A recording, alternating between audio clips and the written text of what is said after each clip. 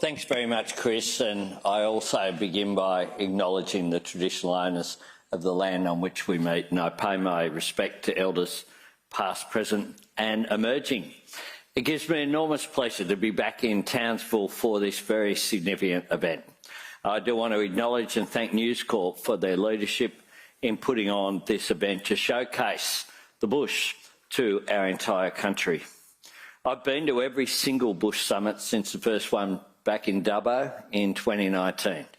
It is a catalyst for an important conversation, and News Corp is showing its commitment to keeping it going and now making it a national event, something that began in New South Wales. It's a conversation about the challenges of the present, but it's also a conversation about the possibilities of the future, a better future that we can make right here in Australia, a future in which the mighty state of Queensland is pivotal. At the heart of what we so loosely call the bush is a powerful truth, and that is that the communities beyond the capitals in all of their variety do so much to take the beautiful, audacious idea of Australia and turn it into a reality that is even more extraordinary. Regional Australians deal with challenges not known in the capitals, and the strength with which you emerge from them ultimately strengthens all of us. With so much of the nation's prosperity generated in our regions, we understand how important they are to building a stronger nation. We also understand how critical it is for people and families across regional Australia to have the support they need, whether it's access to quality services or relief from cost of living pressures. Similarly, we know how critical it is that when we get it right, it comes to the unique inheritance that is our natural environment. Here in Townsville, this beautiful city on this gorgeous morning, a bit warmer than Canberra, I've got to say, our minds inevitably turn to what is one of the world's greatest wonders, the Great Barrier Reef. The reef is a source of national pride and amazement. It is also a significant source of employment, generating more than 60,000 jobs. There are few places more fitting to talk about it than here in Townsville, which is the national headquarters of Australia's marine management and science. The reef belongs to all of us now and future generations, and that's why the government I lead is investing in it. I'm proud that as part of that investment, we're putting nearly $200 million into our Clean Water for the Reef program, 7 programs to boost efforts to protect and manage the reef. They will be about improving water quality and protecting the reef with flow-on benefits for biodiversity, ecosystem resilience and land management in reef catchments. And I'm pleased that the Minister for the Environment, Tanya Plibersek, joined us here today, and Nita Green, our Special Envoy for the Great Barrier Reef. These are important programs. They'll deliver projects in priority catchments to increase efforts to reduce nutrient runoff, support healthy wetland habitats, protect reef biodiversity and build ecosystem resilience, support on-ground community-led activities to improve water quality, support job creation and economic recovery for reef-dependent industries and regional communities. These programs will make an enormous difference. Earlier today, this morning, I was at Reef HQ making this announcement along with the announcement there. But there, one of the things we talked about in the media conference there was with Tanya spoke about Bob Catter, speaking about the role that feral pigs and other animals play in stirring things up and wrecking the riverbanks. Now, what this does, this program, good for water on the reef by looking after the land. Now, when you do that, you're supporting agriculture, you're supporting industry, you're supporting jobs, but you're also supporting the long-term sustainability of the Great Barrier Reef. Because for many who come to Townsville here, their introduction to the Great Barrier Reef is right here. Now, since it was opened by the great Bob Hawke in 1987, Reef HQ, the Great Barrier Reef Aquarium, has seen 4.5 million visitors pass through its doors. I was one of them. Unfortunately, those doors have been shut since 2019. Now, the funds that have been allocated formally weren't enough for the full rebuild that was necessary. And everyone knows that you can't renovate a house with half the funds. You've got to have all the funds in order to do what's necessary. Now, that changes now. A Labor Prime Minister in Bob Hawke opened it, and I'm pleased to announce here at the Bush Summit that a Labor government is helping to save it. We'll rebuild the Great Barrier Reef Aquarium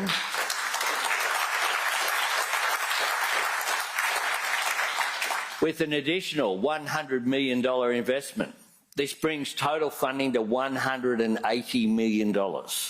Work can now begin on building Australia's most cherished living coral reef exhibit to educate visitors about the reality of the reef and the responsibility that we all share to look after it. The additional investment will enable the Great Barrier Reef Marine Park Authority to deliver a new purpose-built facility that will deliver global excellence in tropical reef education and provide immersive experiences. It's only right that Townsville, which plays such an integral role in the defence of our nation, should also play a part in teaching us to protect it. And it'll be great for the economy too. The project is expected to create over 1,000 jobs in construction and give Townsville's economy an enormous boost. So we're looking after Reef HQ, but we're also looking after the reef. Doing both, that is very necessary. And I note the previous announcements, and you'll be adding it all up, of the announcements from the Bush Summit. Well, you kicked in already 192 million plus 100, so you're already up to 292 million. So you've exceeded last year's achievements, I think, already.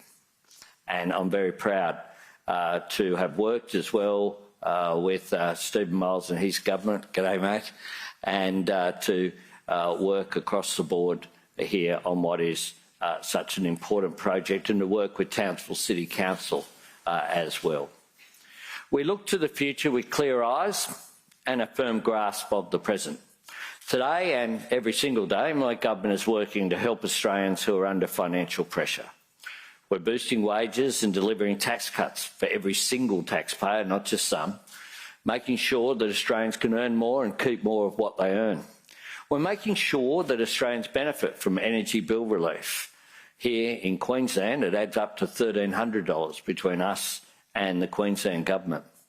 We're delivering cheaper childcare, cheaper medicines. We're partnering with states and territories and have delivered over 500,000 fee-free TAFE and vet places over 2023 to 2026, with around 1/3 of enrolments are located in our regional locations.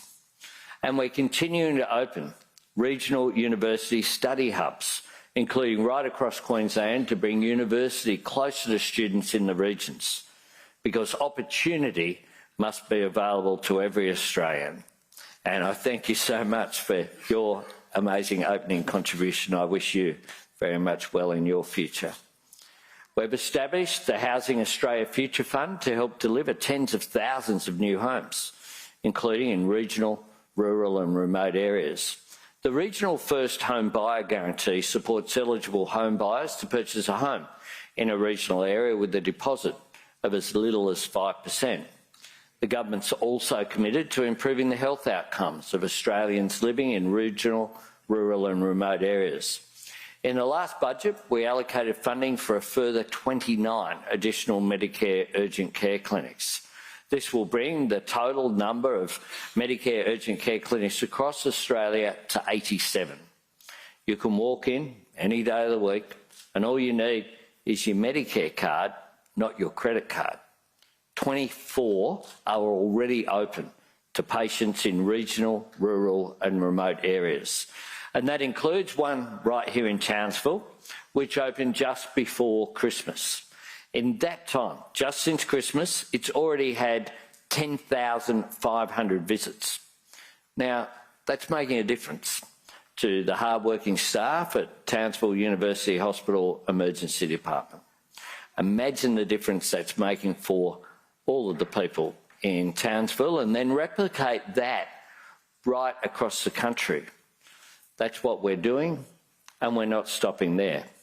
My government is making record investments in regional Australia, including $1 billion for regional grant programs over 3 years to invest in much-needed community and economic infrastructure in the regions, and $1.1 billion towards upgrading regional communications infrastructure across Australia that's so important to overcome the tyranny of distance and to close the digital divide, to make it easier for those who already live in the regions and to make the regions even more enticing for individuals, for families and for business.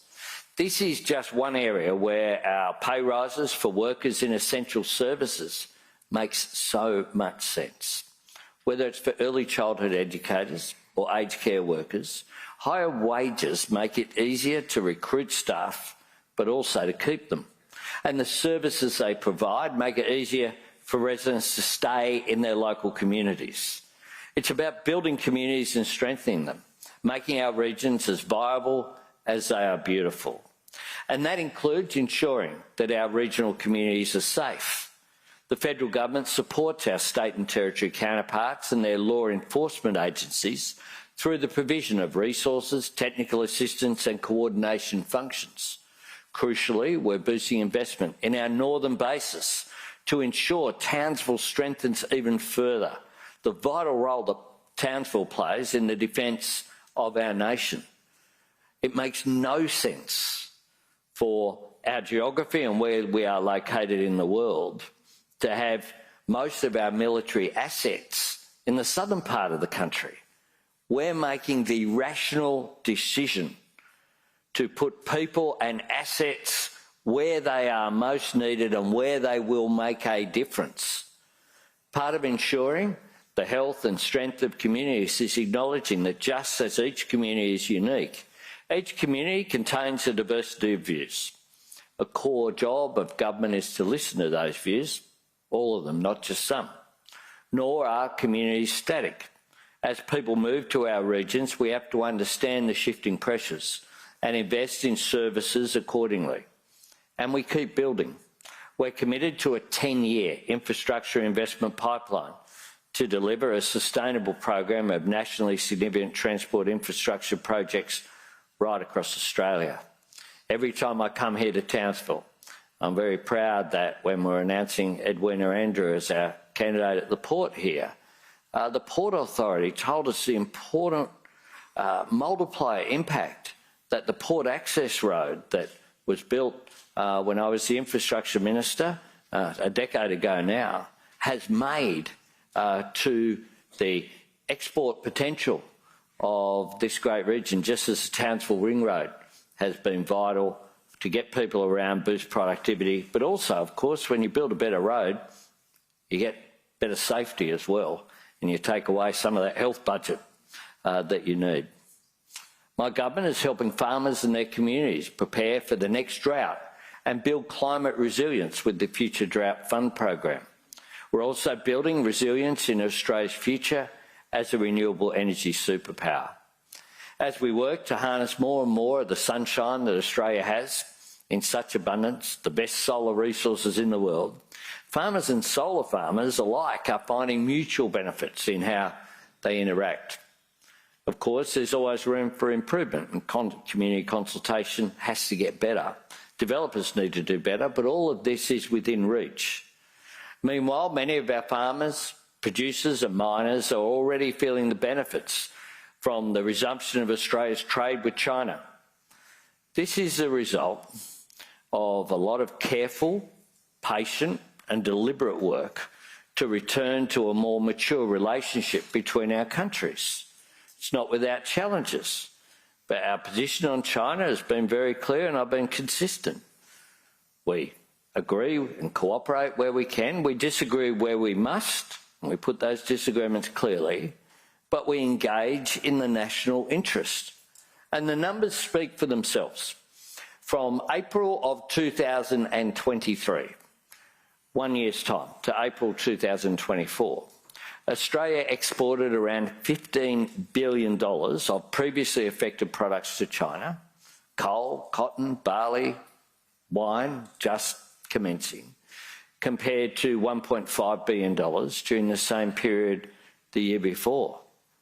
Keeping the focus more local, China was Queensland's biggest export market in 2023-24, with over $5 billion of previously products that weren't going to China, $5 billion in 1 year. That's jobs here in Queensland as a direct result of the careful and calibrated approach that my government has conducted in all of our international affairs, whether it's China or the most significant defence treaty that we announced this week with the President-elect of Indonesia, making an enormous difference, or the work that we've done with Papua New Guinea, including the work we're doing, working our way through, potentially there being a team in the NRL. All of this has an economic benefit for Australia, as well as a mature relationship, helping to reduce conflict in the world rather than look for it. The ripple from every ship heading from our shores towards a Chinese port helps lift a community, a region, and ultimately our nation. And as we work to get more exports heading out, we're keeping a close eye on what imports are coming in as well. This government has invested record new biosecurity funding of more than $1 billion over 4 years. This will ensure that, for the first time in Australia's history, we have a sustainable biosecurity funding model to protect our agricultural industry, our natural environment, and our way of life. I take the opportunity to give a shout out to someone who's not here, Senator Murray Watt, great Queenslander, who as Agriculture Minister made such an incredible contribution. And Murray Watt, of course, when foot and mouth disease in Indonesia was an issue, and when some were calling for the live cattle industry to be suspended, Murray Watt said, working with Indonesia and working with the cattle industry here in Australia, said, no, we're not going to do that. We're going to fix it.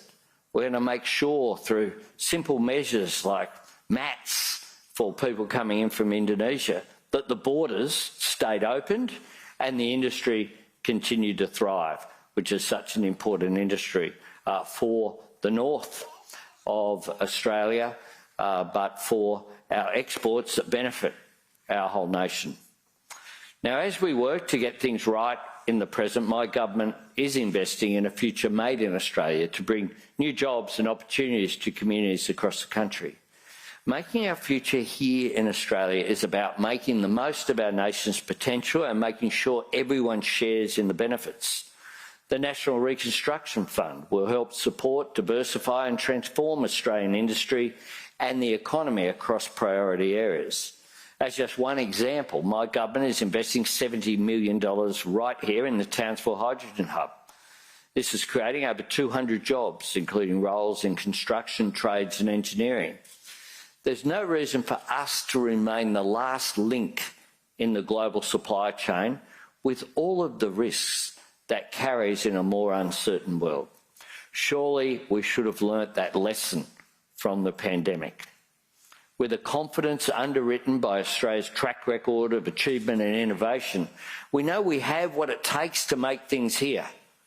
Regional Australia is home to the resources the world needs. We know that we can turn them into the products that the world wants. We can continue the great story regional Australia has long been riding by building an economy where manufacturing is every bit as strong as mining. An economy built with confidence on the skills, talent and hard work of our people. An economy where Australian researchers and innovators can commercialise their ideas here and turn discovery into industry. And in doing so, we can bring a new generation of secure, well-paid jobs. The bright lights that have never been been the preserve of the big capitals.